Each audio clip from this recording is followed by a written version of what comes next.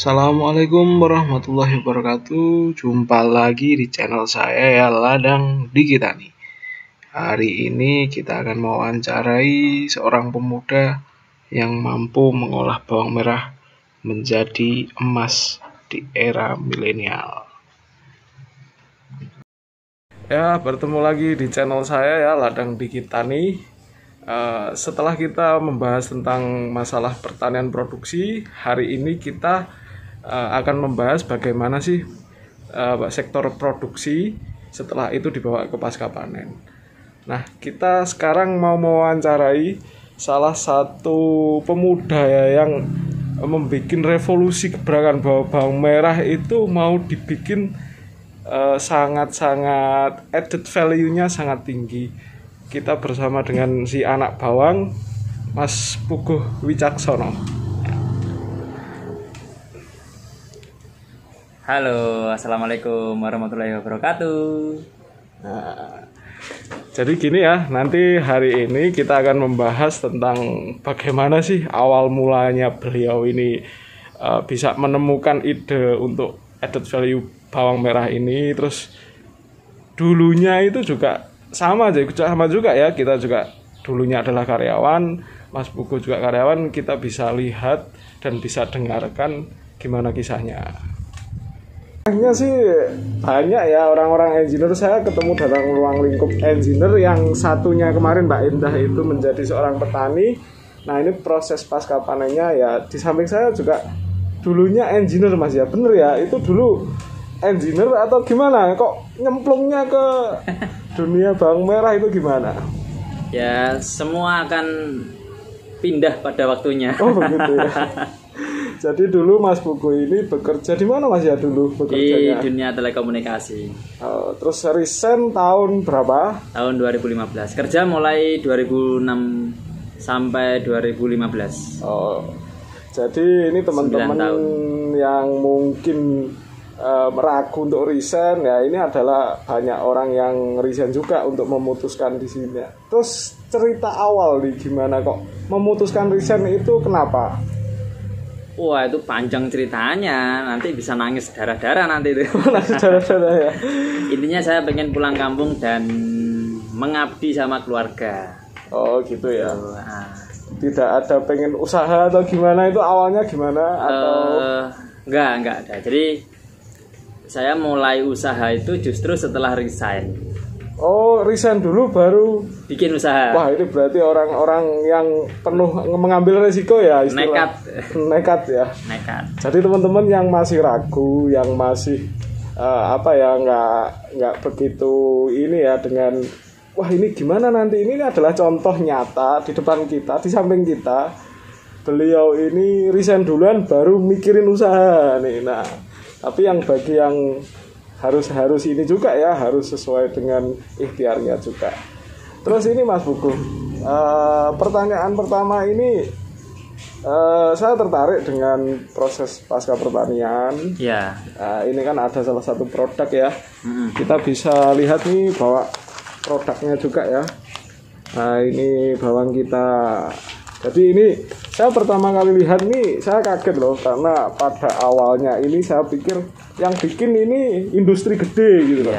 Jadi di tahun 2014 atau 15 ya Mas? 2015. Nah 2015 saya pertama kali lihat, tak pikir ini skalanya industri ini. Jadi ini memang industri rumah tangga. Industri rumah tangga. Jadi ini teman-teman, ini salah satu produknya Mas Puguh yang jadi ini ya, primadona, dan ini termasuk yang premium. Saya kaget juga. Ini pengolahan pasca panen dari bawang merah, nilai added value-nya semakin tinggi. Nah, bisa diceritakan Mas Puguh, dari mana idenya ini? Ya gini awalnya. Jadi saya kan resign terus nggak punya pekerjaan. Jadi gimana caranya biar besok dapur itu tetap ngebul kan? Sementara kan punya tanggungan hutang. Nah, dulu nyicil rumah KPR rumah. Nah, gitu. Terus di daerah Nganjuk itu kan banyak sekali para petani bawang merah. Nah, dari situlah ketemu ide usahanya. awalnya jualan bawang merah mentah, cuman waktu saya pikir-pikir kalau dikirim ya, misalkan teman saya kan banyak di daerah Jakarta, di luar Nganjuk lah ya, itu kan banyak. Kalau dikirim ke sana cuman 1-2 kilo kan sampai lokasi pasti busuk. Ya kan ditutup rapat kan sama ekspedisi, kan ditutup rapat. Itu pasti busuk. Terus yang kedua, ngapain kalau cuman beli 1-2 kilo harus ngambilnya atau belinya ke sini gitu kan. Mending ke tukang sayur yang lewat tiap hari. Itu. Dari situ akhirnya kepikiran gimana caranya biar bawang merah ini diproduksi dan bisa awet, bisa dikirim ke seluruh Indonesia. Yang paling gampang ya digoreng, udah gitu aja, simpel.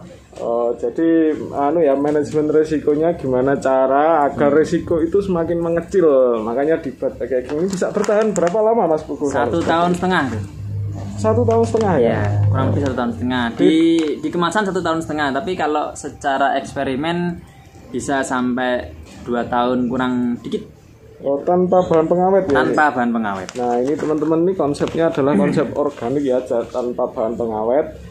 Terus mengenai ini Mas Pugu, banyak sih teman-teman yang yang ingin punya ide gitu loh. Jadi dari mana memulainya, ini saya pengen tahu memulainya itu tadi berdarah-darah ya katanya ya. Memulainya itu bagaimana, buat inspirasi sih sama teman-teman. Memulai usahanya? Ya. Memulai usahanya sih simpel sih. Jadi kalau saya dulu itu saya lihat potensi yang ada di sekitar saya. Lalu kita olah secara sederhana aja, cuman dibikin kemasan yang berbeda gitu aja. Kalau sekarang bisa juga dengan cara mencari masalah orang. Orang itu masalahnya apa? Yang dibutuhkan orang itu apa? Ya, kita jual itu. Nah, paling mudah itu. Cari, akhirnya kita yang kerjain solusinya ya. Iya, orang butuh minum, ya udah jualan air aja. Kemudian di samping-samping kita banyak sumber air misalkan. Ya udah jual air. Itu contohnya.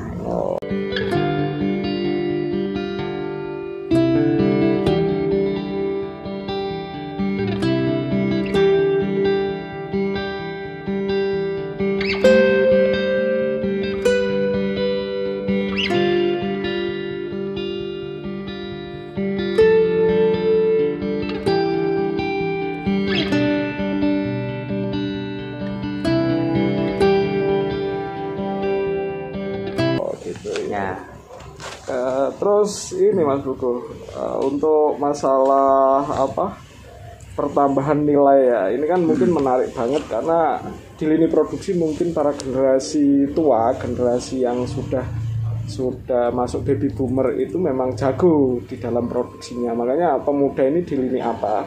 Pasti di lini added value-nya. Dari bawang yang semula 1 kilo itu nilainya bisa bertambah berapa sih? Mungkin teman-teman akan tertarik di bidang itu karena added value-nya akan semakin tinggi. Kalau ngomongin nilai. Jadi segini ya, satu bungkus ini ya. Ini profitnya bisa sama dengan kita bikin 2 bungkus. Profitnya sama dengan kita bikin 2 bungkus. Jadi berarti 100%. Iya. 100% ini teman-teman ya.